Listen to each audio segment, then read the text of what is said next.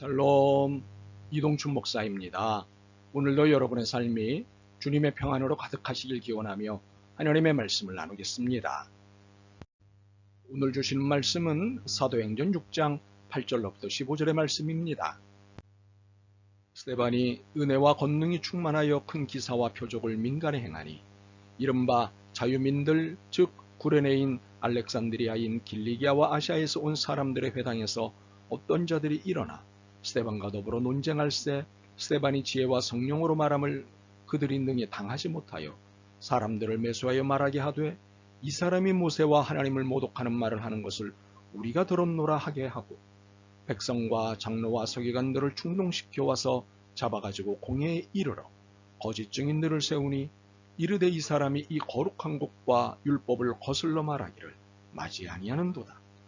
그의 말에 이 나사렛 예수가 이곳을 헐고 또 모세가 우리에게 전하여 준 규례를 고치겠다 함을 우리가 들었노라 하거늘 공회 중에 앉은 사람들이 다 스데반을 주목하여 보니 그 얼굴이 천사의 얼굴과 같더라. 아멘.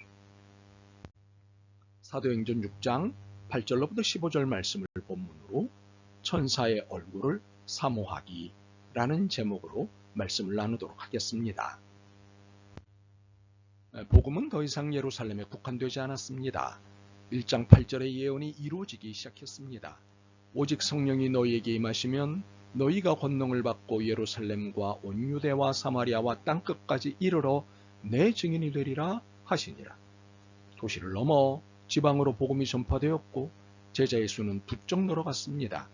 이에 놀라운 일은 많은 제사장들이 복음을 받아들이기 시작했다는 사실입니다. 역시 사탄은 이 거룩한 부흥의 역사를 두고 보지도 놔두지도 않았습니다. 회방을 놓았습니다. 이는 사탄의 대표적인 특징입니다. 사탄은 7집사 중 스데반을 첫 번째 회방 대상으로 삼았습니다. 7집사가 모두 은혜와 성령이 충만한 사람들이었는데 스데반은 더욱 그랬던 것 같습니다. 8절입니다. 스데반이 은혜와 권능이 충만하여 큰 기사와 표적을 민간에 행하니 7집사들은 사도들의 행정 업무를 위임받아 공동체 내의 사역이 소홀히 되는 일이 없도록 하는 임무를 맡았습니다. 그렇기에 이들에게 필요한 것은 행정적 능력과 행정 리더십이었습니다. 그러나 이 신앙 공동체는 행정 능력보다 믿음과 성령이 충만한 사람인지를 먼저 보았습니다. 이것이 신앙 공동체가 일꾼을 선발하는 기준입니다. 그런데 오늘의 한국 교회는 어떻습니까? 적지 않은 경우 믿음과 성령이 충만한 사람이면 좋지만 이것보다는 경제적 능력, 사회적 신분이 우선시되고 있습니다. 이것은 비성경적이고 비신앙적 행태입니다. 그렇다면 이를 뿌리 뽑는 것이 한국교회 과제 중 하나입니다. 스데반은 백성들 가운데 주목받는 사람이었습니다. 그런데 혹여나 그가 큰 기사와 표적을 행하였기 때문에 주목받았다고 이해하지 않기를 바랍니다. 그의 주 임무는 큰 기사와 표적을 행하는 것이 아니라 공동체 안의 구제사역을 위해 부름을 받은 사람이었습니다. 그의 주 임무는 구제사역, 구제행정이었습니다. 그러나 믿음과 성령이 충만한 스데반을 통해 하나님이 기사와 표적을 행하시고 복음의 역동성이 일어나게 하셨습니다. 그러므로 직분에 따라 맡기신 역할을 놓치지 않기를 바랍니다. 우리는 각자에게 맡겨진 역할을 중심으로 하나님이 행하시는 일을 따라야 합니다. 맡겨진 역할을 소홀히 한 채 역할 맡게 것에 우선순위를 두려고 해서는 안 됩니다. 예컨대 목사는 예배와 설교와 가르치고 치리하는 것에, 장로는 행정과 치리에 우선순위를 두고 하나님이 하시는 일에 순종하면 됩니다. 이렇게 백성들에게 주목받는 사람 스데반에게 도전이 일어났습니다. 9절입니다. 이른바 자유민들 즉 구레네인 알렉산드리아인 길리기아와 아시아에서 온 사람들의 회당에서 어떤 자들이 일어나 스데반과 더불어 논쟁할세. 즉 리보디노 회당에 속한 사람들과 논쟁이 붙은 것입니다. 물론 스데반이 시작한 것은 아닙니다. 리보디노 회당에 소속된 사람들이 시비를 한 것입니다. 리보디노는 자유인이라는 뜻입니다. 리보디노 회당은 자유인의 회당입니다. 그런데 이 자유인의 회당에 속한 사람들 일부가 스데반에게 시비를 건 것입니다. 정치적인 이유 때문이었습니다. 7절에 보면 제사장들 중에도 복음을 받아들인 이들이 다수 생겼다고 했습니다. 그렇지 않아도 하층민, 소외된 사람, 이주민들을 중심으로 예수 그리스도를 믿는 일이 불길처럼 급속히 퍼져나가는데 여기에 기름 붓는 격으로 지방 제사장들이 합류를 한 것입니다.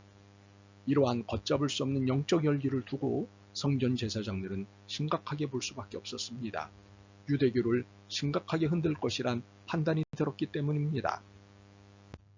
이러한 위기를 느낀 성전 제사장들이 리보디노 회당에 속한 이들을 사조하였습니다. 정치적 작업을 했습니다. 그런데 이 리보디노, 즉 자유인의 회당에 속한 사람들은 어떤 사람들일까요? 이들은 본래 유대인들로 로마가 팔레스타인을 처음 점령할 때 노예가 된 사람들이었습니다. 그리고 여러 상황에서 노예가 된 사람들이었습니다.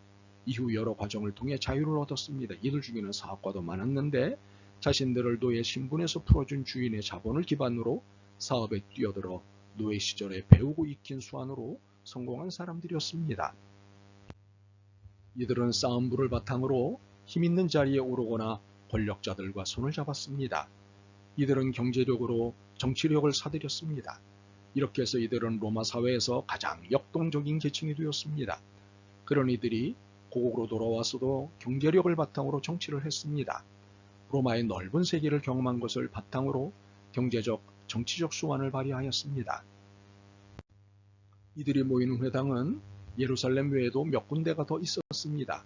그런데 리보디노 회당에 속한 이들은 바리새파와 연결되어 있거나 바리새파의 가르침에 동조했습니다. 아마 다수파인 바리새파가 권력의 중심이었기 때문이 아닐까 싶습니다. 그런데 당시 상황은 사두개파도 권력 지형에서 밀리지 않았습니다. 이들은 소위 성전 엘리트층을 형성하고 있었습니다. 바로 이 둘, 바리새파와 사두개파는 서로 권력 다툼을 하고 있었고 이 정치적 노름에 리보디노 회당에 속한 이들이 사용된 것입니다. 기선제압을 위해 바리새파는 리보디노를 이용해 신앙 공동체를 붕괴시킬 계획을 세운 것인데 스데반이 1차 목표물이 된 것입니다. 이들은 스데반을 상대로 거짓 증언을 할 사람들을 매수하였습니다. 정보 조작을 하고 정치 공작을 했습니다. 하지도 않은 말, 듣지도 않은 말을 편집하고 조작하여 스데반을 나쁜 놈으로 만들었습니다. 이는 스데반을 통해 신앙 공동체를 몹쓸 집단으로 몰아가려는 공작이었습니다. 스데반은 독과 살기를 품은 거짓 증인들과 맞대면해야 했습니다. 자신을 죽이려는 사람들과 맞대면해야 했습니다. 그러나 이들과는 달리 스데반은 독과 살기가 없었습니다. 15절입니다. 공회 중에 앉은 사람들이 다 스데반을 주목하여 보니 그 얼굴이 천사의 얼굴과 같더라. 스데반의 얼굴은 천사의 얼굴이었습니다. 독을 품은 마귀의 얼굴 앞에서, 자신을 죽이려는 사람들 앞에서 그의 얼굴은 천사의 얼굴이었습니다. 그리스도인은 어떤 모습이어야 하느냐는 질문에 스데반이 정답입니다. 천사의 얼굴. 그 어떤 악한 선동과 공작 앞에서도 그리스도인의 얼굴은 천사의 얼굴이어야 합니다. 그리고 당연한 자세여야 합니다. 이것이 우리의 평생 기도이길 소망합니다. 아멘.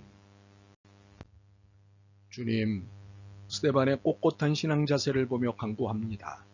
저에게도 신앙의 당당함을 나타낼 믿음과 용기를 주옵소서.